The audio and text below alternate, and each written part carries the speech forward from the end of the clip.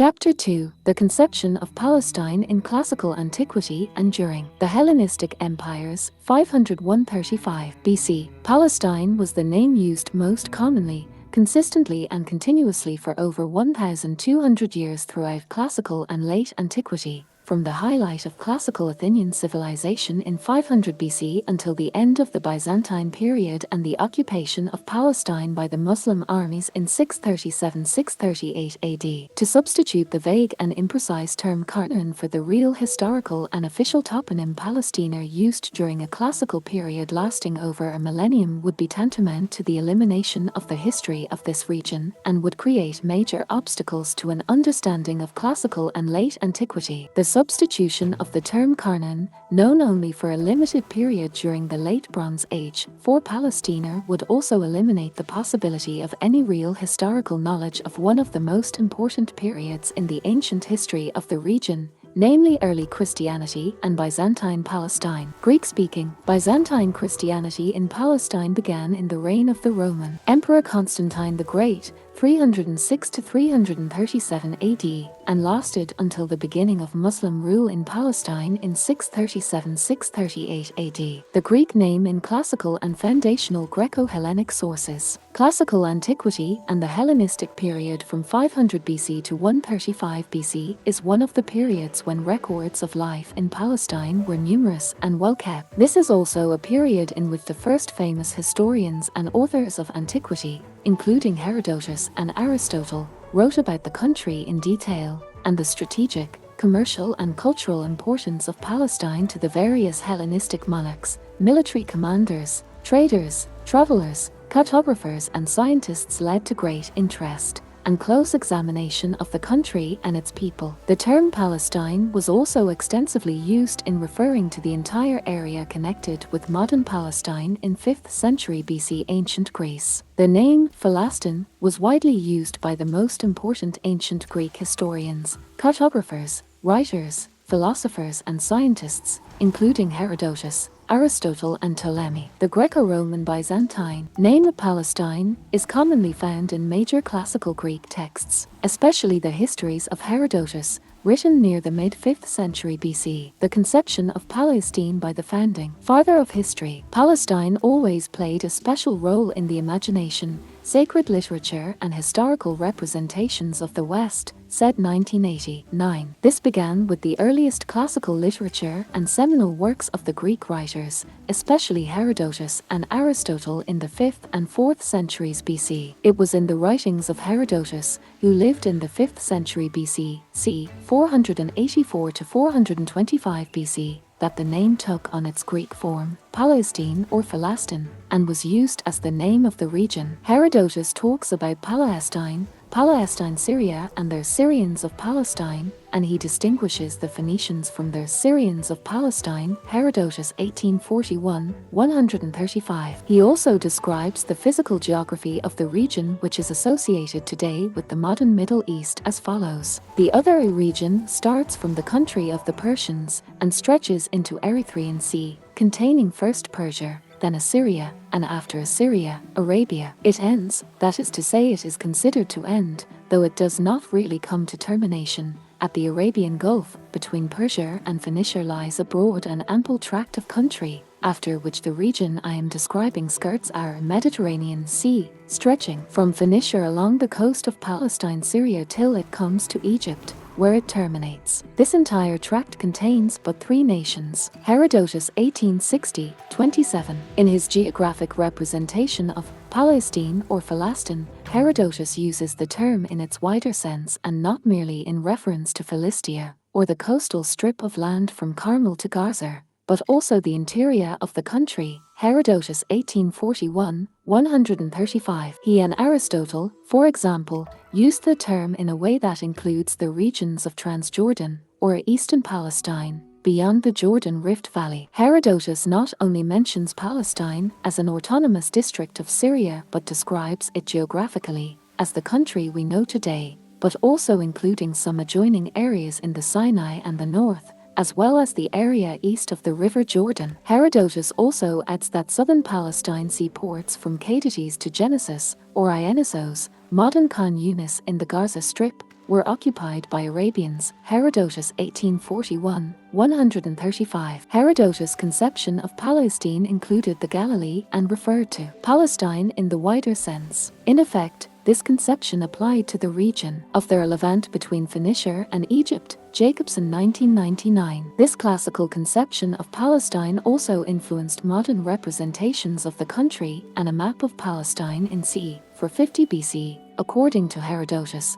was reconstructed in 1897 by John Murray, one of the most important and influential publishers in Britain. Herodotus' wider conception of Palestine also reflected the expansion of the province of Idumea in the south, following the destruction of Iron Age Edom by the Babylonian Nabonidus. The Idumeans were identified by some scholars to be of Nabatean Arab origins. Idumea's center, first in Hebron, Olkalil, and later centered in Lachish, in the southern foothills, created boundaries stretching from the Transjordan Plateau to the Mediterranean. In 132 CE, under the Romans, Idumea was joined to the provinces of Judea and the Galilee, and the Latin form Palestina was used to refer to the whole of the southern Levant. Herodotus was a contemporary of Socrates and is widely referred to as the father of history. Cicero, 1st century BC. He was the first historian to systematically investigate historical subjects, arranging material into a historical narrative. Herodotus' Histories, also known as the History,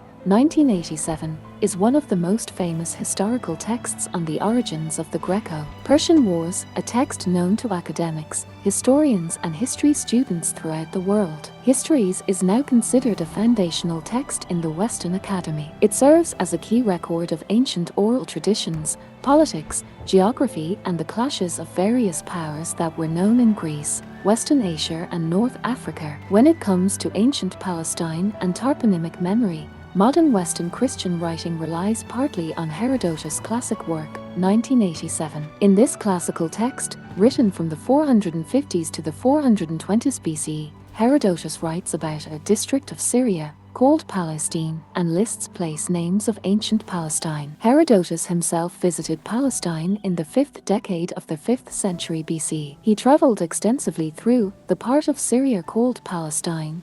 I myself saw one and acquired first-hand knowledge of the country and its people. Jacobson 1999. Herodotus refers to Palestine, Syria, or simply Palestine many times as an area comprising the whole region between Phoenicia and Egypt. See also Herodotus 2014, 724, Map 10. Herodotus' text includes the description of key towns and ports, the road later to be called Via Maris, and many other places he had seen and recorded. He describes in detail the city of Ascalon, an ancient seaport city which dates back to the Neolithic Age. At the time of Herodotus, Palestine was polytheistic, and he consequently describes Ascalon as having a temple for Aphrodite Urania. This signified celestial love and their spiritual, as distinct from the more earthly aspect of Aphrodite Pandemos, Aphrodite for all the people. The cult of Aphrodite Urania was associated with body and soul and with spiritual love, beauty, fertility, procreation and pleasure, and its sacred dove still flocked on the roofs of the city in Roman times. Lewin 2005, 156. The cult of Aphrodite Urania was also associated with the sea and existed in several Palestinian cities, including the ancient port city of Jaffa, often referred to in Arabic by Palestinians as Eris al-Bahr, Bride of the Sea. Classical Greek historians Herodotus and Thucydides, c. 460 c. 400 BC, in contrast with the authors of the Old Testament, sought to separate myth, mythos, from reality based on reasoned argument, logos, and histories of the gods from histories of humans. They disregarded political and myth narratives in favor of facts on the ground. Their histories were also strongly geoethnographic. Geoethnography is central to Herodotus' account of ancient Palestine and its inhabitants. Greek historians and geographers were fully conscious of the fact that the Mediterranean and Red Seas were a major route of international trade and a major source of wealth for Palestine. Herodotus refers to the Arabs who occupied Mediterranean seaports in southern Palestine, Herodotus 1841, 135, and North Sinai, and controlled the incense trade route from the eastern Mediterranean to southern Arabia and via the Red Sea to India. The frankincense road of antiquity, which comprised a network of major ancient land and sea trading routes linking the Mediterranean world with eastern and southern sources of incense, spices and other luxury goods, stretching from the Mediterranean ports of Palestine and Egypt through Arabia and beyond, and involving the Nabatean Arabs and Petra at its height at the beginning of the 2nd century AD. The long-distance land trade in incense flourished between the 7th century BC and the 2nd century AD. Thus Herodotus records his many conversations with the Philistines and other groups he meets, and interesting facts he learned about their lives, such as the practice of male circumcision, originally polytheistic, learned from the Egyptians. The Assyrians, called Palestinians, confess that they learned the custom of the Egyptians. Herodotus 1858, Book 2, Chapter 104, 1836, Volume 1, Book 2, 247. Egypt had the oldest documented evidence for male circumcision dating back to 2345 to 2182 BC. World Health Organization 2007, 3. David Ashery, 1925-2000, Professor of Ancient History at the Hebrew University of Jerusalem, Dean of the Faculty of Humanities, 1972-1975. In a commentary on Herodotus, Books 1-4, writes, "The Assyrians, called Palestinians, at the time of Herodotus were a mixture of Phoenicians, Philistines, Arabs, Egyptians, and perhaps also other peoples. Perhaps the circumcised Syrians, called Palestinians, are the Arabs and Egyptians of the Sinai coast. At the time of Herodotus there were few Jews in the coastal area." Ashery et al. 2007, 402. Herodotus, who traveled widely in Palestine and Syria and beyond the coastal region, does not mention Judea or refer to Jews. He does not mention terms such Canaan or Canaanites or Israelites in Palestine, nor does he describe monotheism in the country. First, as archaeological evidence shows, monotheism was a much later development in Palestine and the Near East. Masalha 2007. Second, also significantly, many of their Old Testament religio-ideological dogmas evolved centuries after Herodotus. Interestingly, the ancient Philistine and Greek toponyms for Palestine, Tantur, Tantura, and Ascalon, were preserved in local Palestinian Arab tradition and by medieval Arab historians, geographers, and travelers, and Ascalon became known to the Palestinians as Ascalon or Maidal Ascalon, depopulated by the Israel Army in 1950, Masalha 1997. This shows how, by and large, the local names of Palestinian villages and towns were fairly stable throughout the ancient, medieval and modern history of Palestine. The name Palestine in Aristotle's Meteorology. Approximately a century after Herodotus, the celebrated Greek scientist, philosopher and historian Aristotle's 384 to 322 BC, talks about Palestine and does not mention the term Canaan, primarily because Palestine applied to a real historical region, while the term Canaan was probably derived from a subsequently constructed religio-ideological narrative of the Old Testament with which at the time Aristotle could not have been familiar. The work of Aristotle is foundational for ancient, medieval and modern empirical sciences and philosophy. His work constituted the first comprehensive system of Western philosophy. According to the Encyclopaedia Britannica, Aristotle was the first genuine scientist in history, and every scientist is in his debt. Point 2 in his famous work, Meteorology, Greek, 340 BC, Aristotle describes the special qualities of the Dead Sea water. Again, if, as is fabled, there is a lake in Palestine, such that if you bind a man or beast and throw it in, it floats and does not sink, this would bear out what we have said. They say that this lake is so bitter and salt that no fish live in it, and that if you soak clothes in it and shake them, it cleans them. This is widely and logically understood by scholars to be a reference to the Dead Sea. Jacobson 1999, 66-67. Aristotelian terminology and thought profoundly influenced Arab-Islamic, Arab-Jewish and Christian philosophical thought throughout the Middle Ages. Aristotelian terminology and naming were well known among medieval Muslim intellectuals and scientists, and he was widely revered by Muslim scholars as the first teacher. Throughout the Middle Ages, Muslim translators, scholars and scientists became closely acquainted with classical Greek sources, including sources in history, sciences, philosophy and geography. An Arabic compendium of Aristotle's Meteorology, called Athar ul-Weir was produced c. 800 CE by the Arab Christian scholar Yahya ibn al-Bitrik and was widely circulated among Muslim scholars over the following centuries. Palestina on the world map of Ptolemy. The use of the term Palestina by Greek geographers and historians during the Seleucid and Ptolemaic empires. Another giant of the Hellenistic world, the highly influential Alexandrian cartographer and writer Ptolemy, Claudius Ptolemaeus, c. AD 100 c. 170, produced the first known map to describe Palestine. Ptolemy clearly distinguished between the so-called Syria-Coel, Phoenicia and Palestine, proving the latter was conceived and treated as a separate and autonomous entity. The toponym Syria-Coel or Coel Syria, Greek, Coeli Syria, Latin, Cava Syria,